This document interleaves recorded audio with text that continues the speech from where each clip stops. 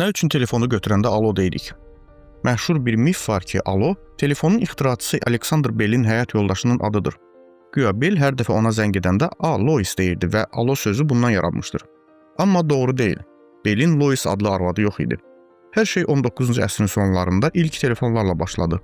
Alo sözünü təklif edən məşhur ixtiraçı Thomas Edison olmuşdur. 1877-ci il avqustun 15-də Thomas Edison Pittsburgh Teleqraf şirkətinin prezidentinə məktub yazaraq telefonda ünsiyyətə başlayanda ən yaxşı salamın İngiliscə hello sözünün dəyişdirilmiş variantı olan alo sözü olduğunu iddia edirdi. Alexander Bell isə öz versiyasını təklif edirdi. Bu, dənizdə gəmilər qarşılaşdıqda istifadə olunan ahoy sözü idi. Bununla belə Edison alo sözünü israrla təbliğ etdi, çünki bu sözün xışıltılı və səsküylü telefon xətlərində eşidilməsi daha rahat idi. Bu, tez bir zamanda qəbul edildi və digər dillərdə də uyğunlaşdırıldı.